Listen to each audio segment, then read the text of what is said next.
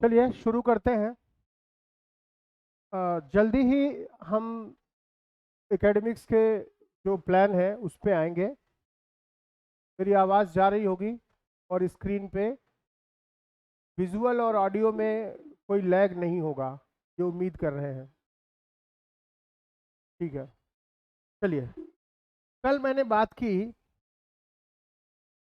कल जो बात हुई थी,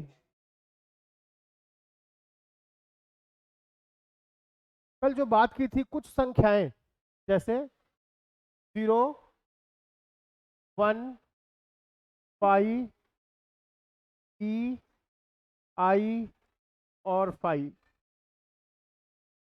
ये 6 संख्याएं हमारे जीवन में कहाँ कहाँ मैथमेटिकल मॉडल्स यूज होते हैं। कल मैंने इन संख्याओं की बात की।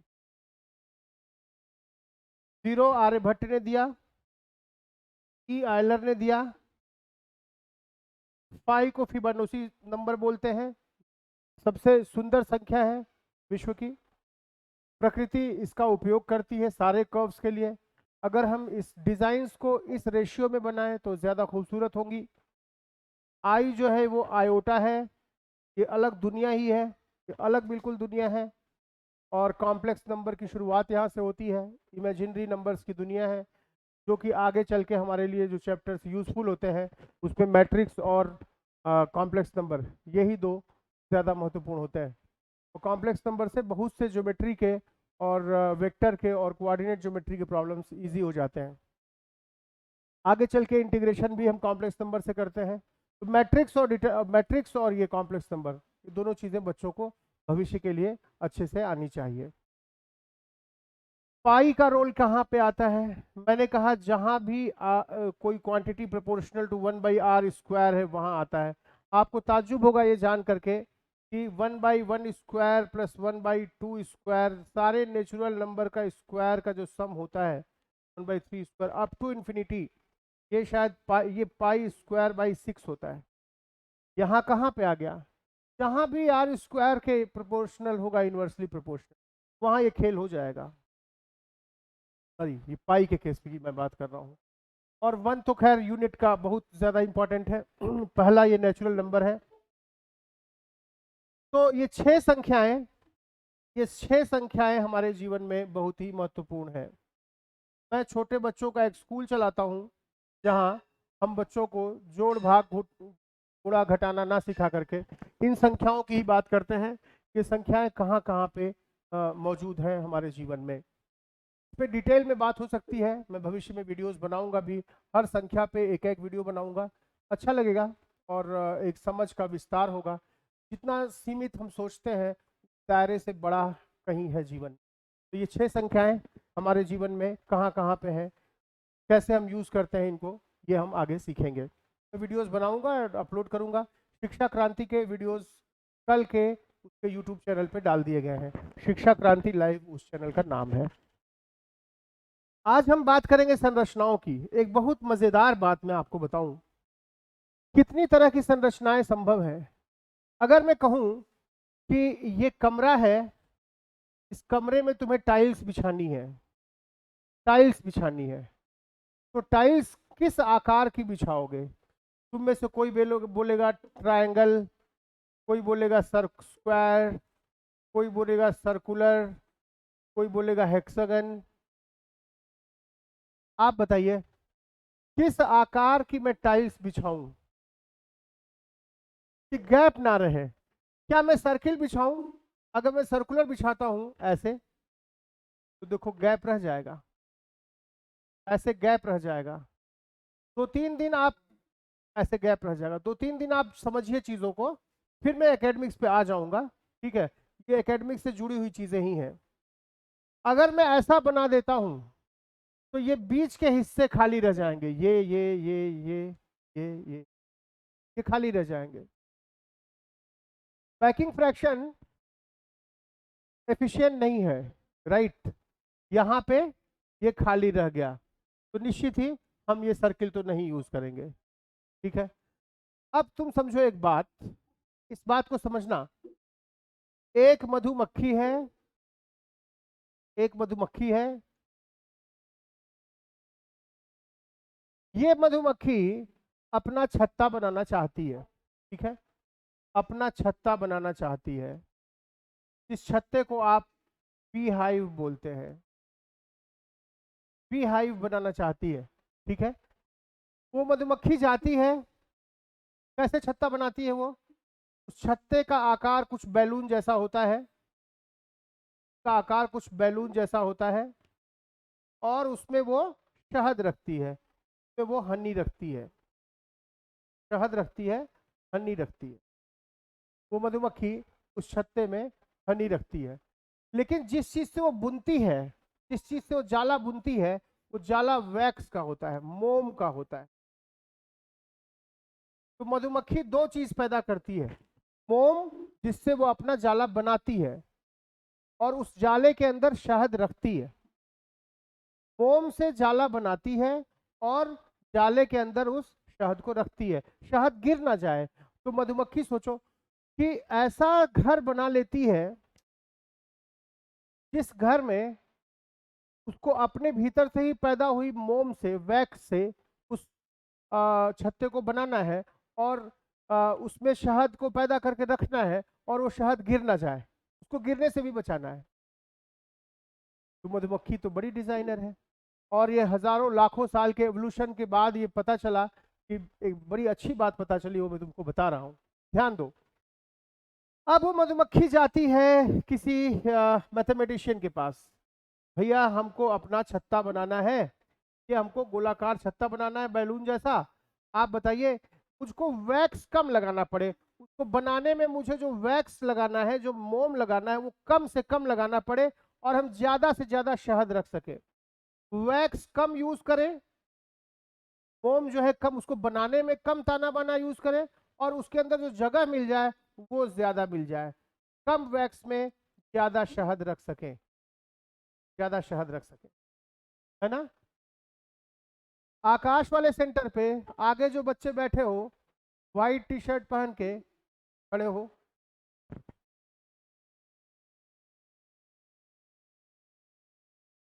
यस बहुत अच्छे। तुमको समस्या समझ में आई, मधुमक्खी क्या समस्या है उसकी। हाँ गुड मॉर्निंग, क्या नाम है बेटा, क्या नाम है। गुड, बहुत अच्छा। ये बताइए मधुमक्खी की समस्या क्या है, ये समझ में आ रही है।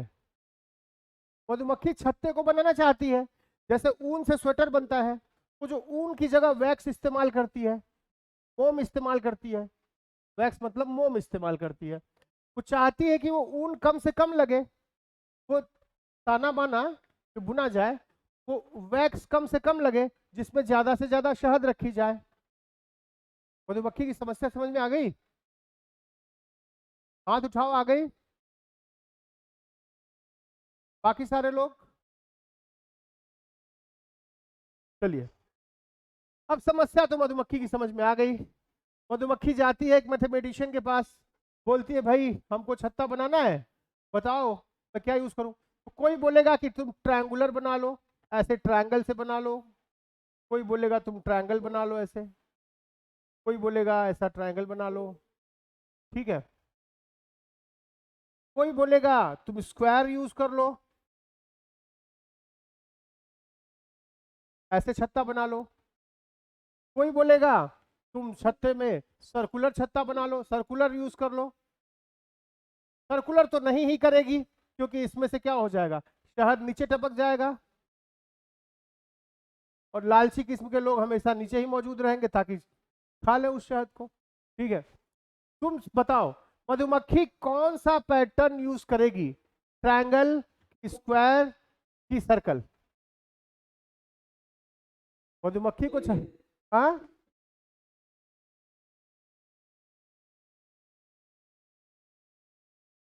सर्कल यूज करेगी कैसे, सर्कल यूज करेगी तो बीच में जगह न मिल गया बच्चे, ये सर्कल चिपका चिपका के मधुमक्खी ने ऐसे छत्ता बनाया, और बीच बीच में बुन दिया, बीच में बुन दिया, ऐसे बना दिया, ऐसे बना दिया, बीच बीच में गैप मिल गया ना, उस गैप से क्या हो जाएगा, शहद नीचे गिरेगा,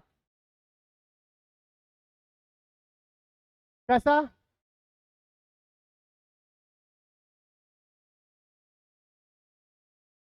ऐसा, अच्छा हेक्सागन, ये ट्रायंगुलर, हाँ। तो मजे की बात है, यस, ना ट्रायंगल बनाएगी, ना स्क्वायर बनाएगी, ना सर्कल बनाएगी। मधुमक्खी अपना छत्ता बनाएगी हेक्सागन के करीब। मधुमक्खी अपना छत्ता बनाएगी, ये मधुमक्खी का छत्ता बनेगा बैलून के आकार का, भीतर जो बुनेगी वो हेक्सागन जैसा बुनेगी। ठीक है, ये इसका बन गया, ऐसे बुन लेगी। समझ में बात आई? ऐसा बुनेगी। ऐसा क्यों? ऐसा क्यों? तुम जो आकार पढ़ते हो, ट्रायंगल, स्क्वायर, सर्किल, हेक्सागन, किन आकारों में मधुमक्खी ने इसको चुना? ऐसा क्यों? और कुदरत को प्यार है हेक्सागन से। प्रकृति को हेक्सागन पसंद है। हेक्सागन मतलब ये हेक्स मतलब 6, ये पसंद है। इसीलिए हेक्सागन को बेस्टागन बोलते हैं कि बेस्ट है ये, इसीलिए इसको बेस्टागन बोलते हैं। मतलब ऐसे ही मजाक में बोलते हैं ये कि ये बेस्टागन है, इसको इसको पसंद है प्रकृति को। कहां कहां कुदरत को क्या क्या पसंद है? हेक्सागन पसंद है, राइट। क्यों, कहां कहां यूज करती है, ध्यान दो। जो इंसेक्ट की आई होती है, कीड़ों की मकोड़ों की, कीड़े मकोड़े की जो आंख होती है, वो भी हेक्सागोनल होती है। वो भी हेक्सागोनल होती है। आंख जो बनती है, ये जो आंख बनती है, इसके जो अंदर टेक्सचर्स होते हैं वो भी हेक्सागोनल होते हैं, राइट। दूसरी चीज, जब भूकंप आता है या चट्टानों का आकार, चट्टाने जो है इस आकार में हेक्सागोनल आकार में टूटती है या बनती है। कुछ कुछ चट्टाने हेक्सागोनल आकार में बनती हैं, ठीक है, ऐसे बन सकता है। ऐसे चट्टाने भी ऐसे बनती हैं। तीसरी चीज, समुद्र के अंदर जो जीवाश्म होते हैं, सी फॉसिल्स, ठीक है, सी के अंदर जो चट्टा जो जीवाश्म होते हैं वो भी जो है हेक्सागन के आकार के ही होते हैं, राइट, इसी आकार के होते हैं। चौथी चीज, तुम ग्रेफाइट का आकार देखे होगे।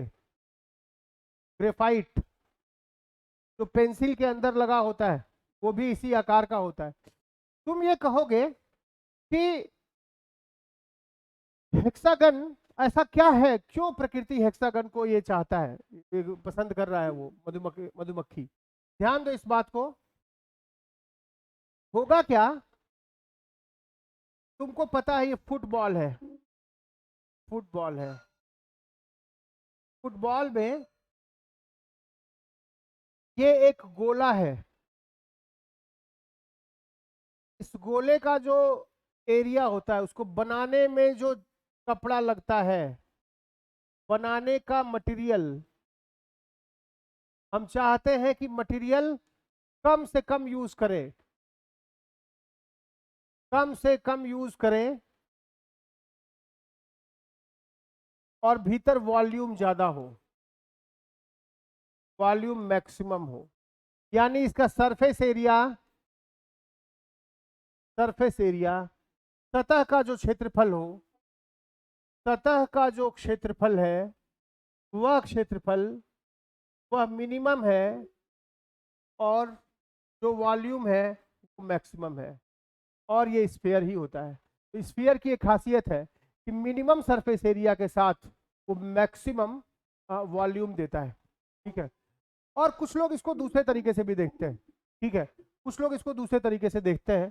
थोड़ा सा मैं उसका जिक्र कर लूं फिर आगे बढ़ूंगा। तुम्हें ये बात पता होनी चाहिए, तुम्हारे आसपास तुम्हारे जीवन में जो नंबर्स हैं, जो संख्याएं हैं, ठीक है, उनमें 6 संख्याएं हैं। जो संरचनाएं हैं उनमें से एक संरचना की मैं बात कर रहा हूं, कि आपका हेक्सागन है, जो कि कई जगहों पे यूज होता है। तुम एक चीज और ऑब्जर्व करोगे, फुटबॉल पे तुम देखे होगे, फुटबॉल पे कभी भी ट्रायंगल बना नहीं देखे होगे फुटबॉल पे। तुम बताओगे फुटबॉल पे कौन सा स्ट्रक्चर होता है, क्या होता है? फुटबॉल के ऊपर, हाँ, हेक्सागन और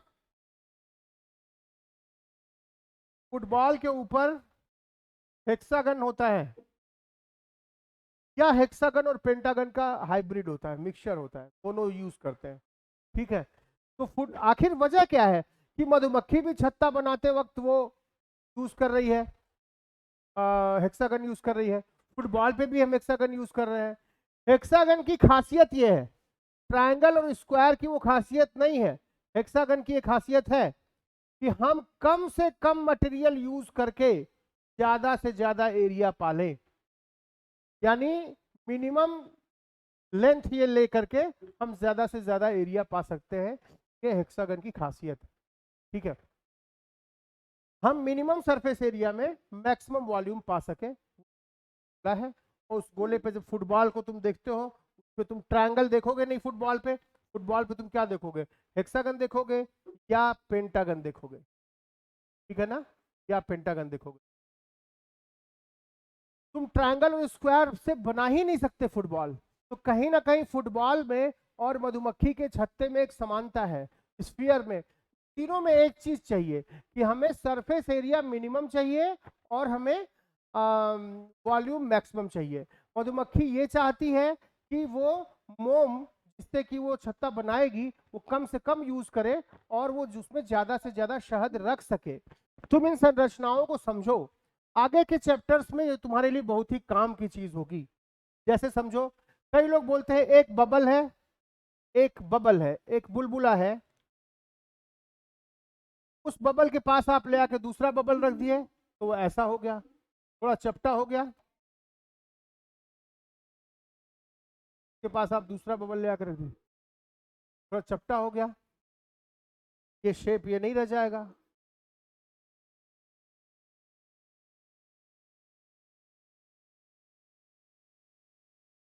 कुछ ऐसा हो जाएगा। फिर आप देखिए, अब आप देखिए, आप तीन बबल ले आकर रख दीजिए तो ये देखिए ऐसा कुछ, ये एक, ये दो, ये तीन, तीन बबल ले आकर रख दीजिए, कैसा हो जाएगा, 120 डिग्री एंगल पे होंगे ये। ठीक है, और चार बबल आप ले आकर रख दीजिए, मजे की बात है, एक, दो, तीन, चार, ध्यान दीजिए, एक, दो, तीन, ऐसा, ऐसा, कि फिर 120 डिग्री, 120 डिग्री, फाइनली ये हेक्सागन ही बन जाएगा। चार बबल रखिए और बबल रख दीजिए, फाइनली ये हेक्सागनल पैटर्न ही बन जाएगा। तो ऐसा लगता है कि खूब सारे बबल को, बुलबुलों को मैं पकड़ के दबा दूं तो जो फाइनल स्ट्रक्चर बनेगा वो हेक्सागन का ही बन जाएगा। तो कुछ लोग मधुमक्खी वाले लॉजिक को ऐसा बताते हैं कि मधुमक्खी को, कुछ लोग कहते हैं कि ऐसा लगता है मधुमक्खी ऐसे चलती है सीधी रेखा में, फिर 120 डिग्री पे मुड़ जाती है, फिर चलती है, फिर 120 डिग्री पे मुड़ जाती है। मधुमक्खी के साथ ऐसा है, वो नेचुरली जानती है मधुमक्खी की 120 डिग्री पे मुड़ना है। लेकिन कुछ लोग ऐसा कहते हैं कि आप बबल्स को दबा देंगे, जैसे तीन बबल रखा आपने तो तीनों 120 डिग्री पे हो गया, चार बबल रख देंगे तो देखिए एक इधर, दो इधर, तीन इधर, और फिर यहां से एक, दो, तीन, फिर 120 डिग्री, 120 डिग्री, 120 डिग्री, पूरा पैटर्न बन के हेक्सागन बना लेगा ये। ठीक ना। तो कुछ लोग कहते हैं कि नहीं, वो वास्तव में मधुमक्खी सर्कुलर ही बनाती है, लेकिन जब उसके अंदर सरफेस टेंशन के कारण, वो खिंचाव के कारण वो हेक्सागोनल रूप ले लेता है, जो कि यहाँ पे लॉजिक है।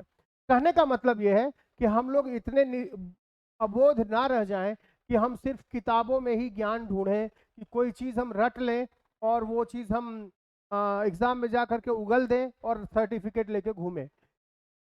हम इस प्लेनेट पे मेहमान हैं कुछ साल के लिए, ठीक है ना, कुछ महीनों के लिए, कुछ घंटों के लिए। हम खुद भी एक रहस्य हैं, हमारी दो आंखें, जब इस शरीर को विकसित होने में 4 अरब साल लगे हैं, 4 अरब सालों में शरीर विकसित हुआ है। हमारे भीतर फेफड़ा, हृदय, किडनी, लीवर, ये वो, ब्रेन, जितना ऑक्सीजन आप लेते हैं उसका 75% तो ऑक्सीजन ये ब्रेन ही ले लेता है। आप जो है जितना ऑक्सीजन सक करते हैं उसका 75% ये ब्रेन ले लेता है, राइट। कहीं ना कहीं आपको ये समझना चाहिए कि हमारा शरीर भी खुद एक रहस्य है, हम खुद भी एक रहस्य हैं, लेकिन हम खुद को रहस्य की तरह नहीं देखते। हम खुद को ऐसे लेते हैं, मेरा नाम फला है, मैं ये हूं, मैं, मेरा परिचय ये है, मैं फला गांव का रहने वाला हूं, मैं इस क्लास में पढ़ता हूं, यही मेरा परिचय है। नहीं, उससे बड़ा परिचय और मूल परिचय आपका है कि 4 अरब सालों में आपकी शरीर विकसित हुई है।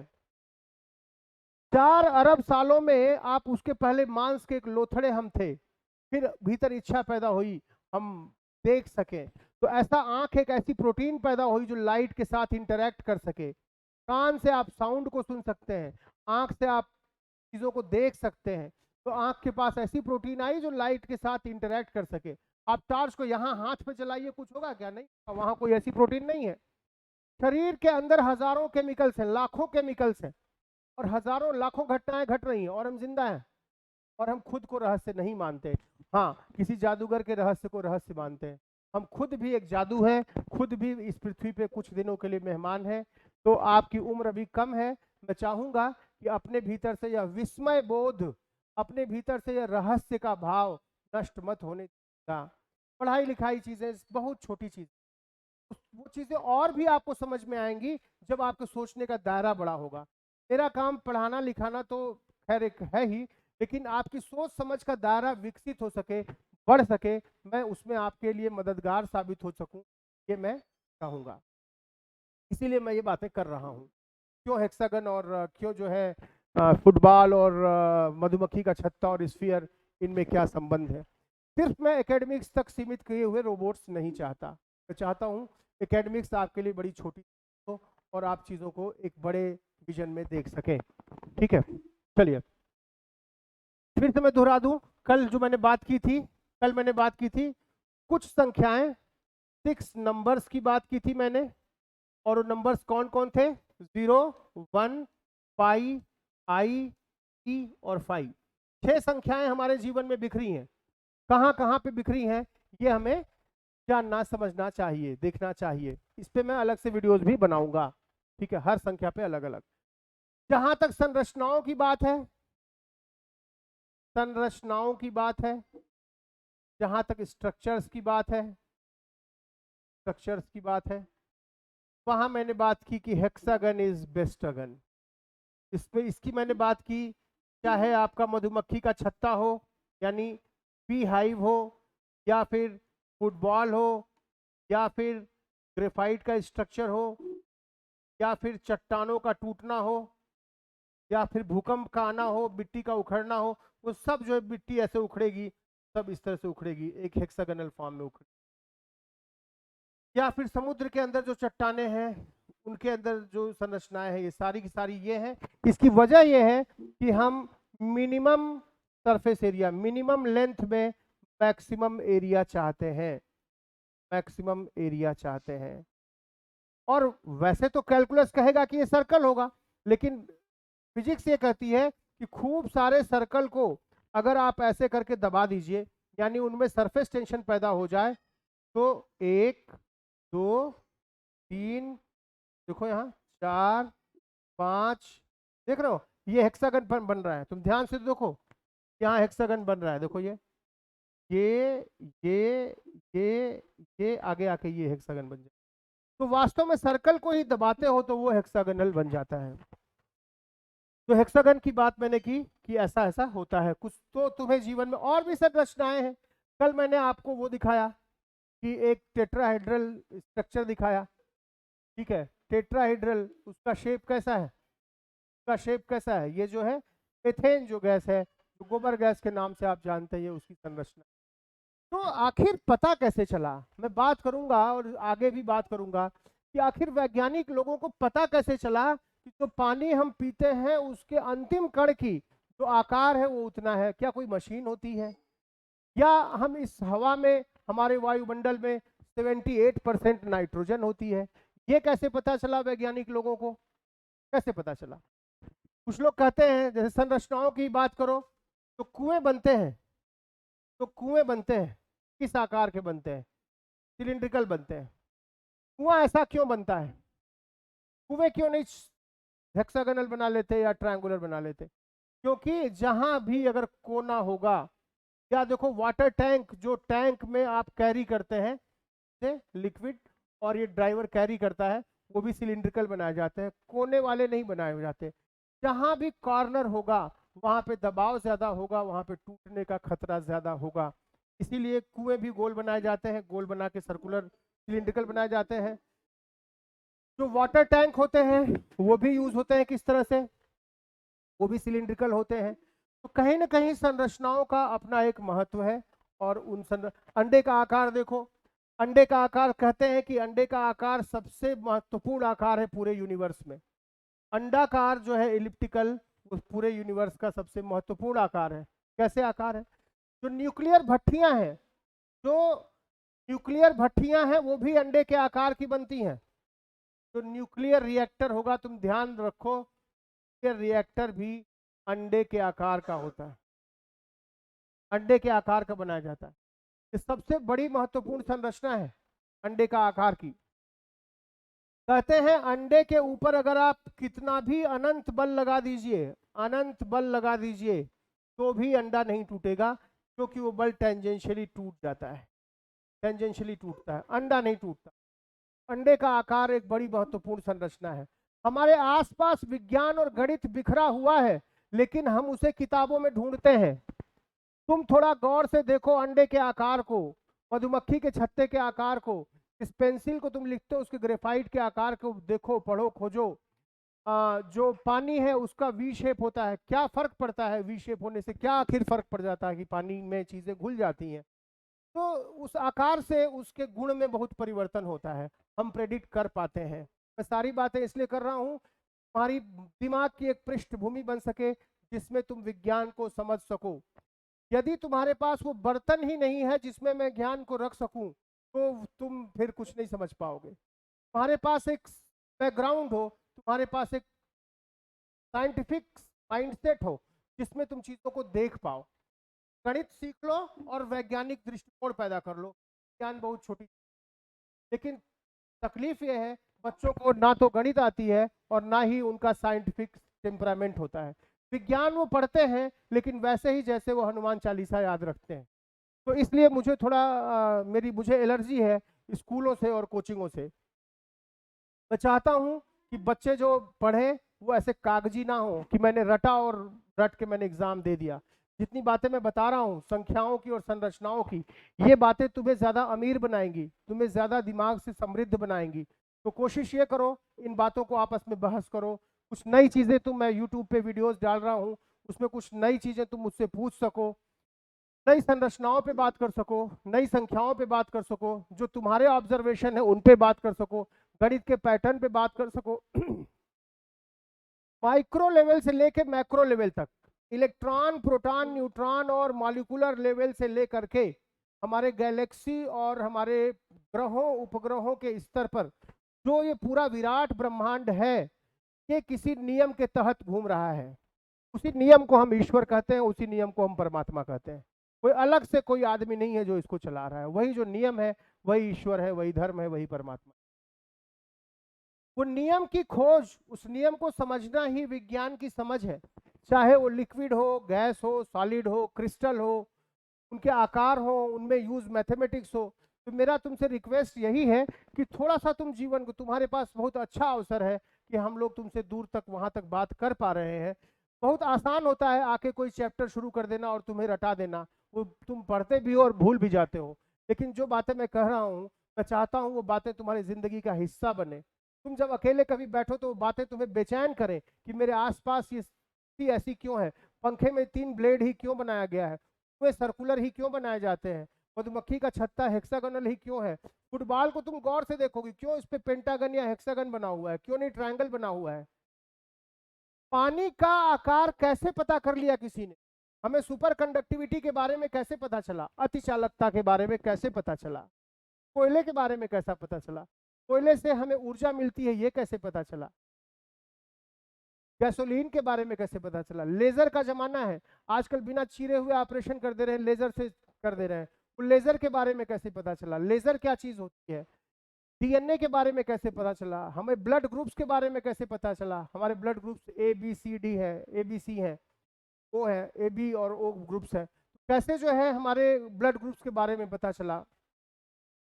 ये जो प्रश्न बिखरे पड़े हैं जीवन में चारों तरफ, तुम बोलते हो मेरा ब्लड ग्रुप B पॉजिटिव है, A है, O है, बोलते हो तुम, तो ये तुमको ये दिमाग में नहीं आता कि आखिर ये हुआ कैसे होगा, कैसे ब्लड ग्रुप आया होगा, किसने पहली बार खोज की होगी, किसने पहली बार बताया होगा कि वायुमंडल में 78% नाइट्रोजन है, और वो नाइट्रोजन, जैसे गन्ने का जो पौधा होता है, उसकी जड़ें जो है वायुमंडल से नाइट्रोजन को खींच लेती हैं, ठीक है, और वो वहां नाइट्रोजन को स्टोर करती हैं।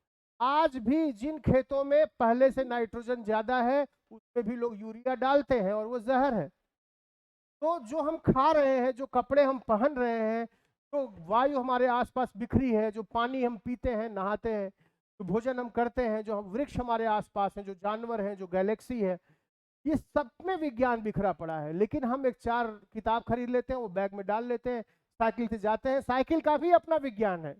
साइकिल के अगले पहिए पे फ्रिक्शन पीछे की तरफ लगता है और पिछले पहिए पे फ्रिक्शन आगे की तरफ।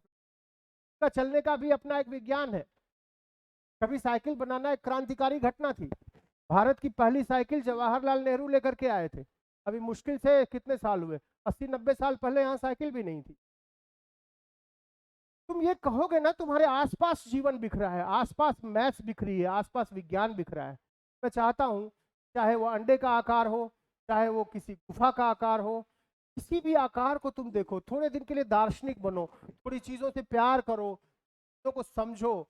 सिर्फ हम 4-5 किताबें पढ़ के रोजी रोटी पाले और फिर उसी चक्रव्यूह में पड़े, और 60 साल जब दाढ़ी बढ़ जाए, बूढ़े हो जाए, तो फिर हम अपनी समझ को शुरू करें, वो ठीक नहीं होता। जीवन एक उपहार है, एक वरदान है। तुम इसको खुद को भी रहस्य की तरह देखो, इन संरचनाओं को, सब चीजों को समझो। मैं तुम्हारे साथ हूँ।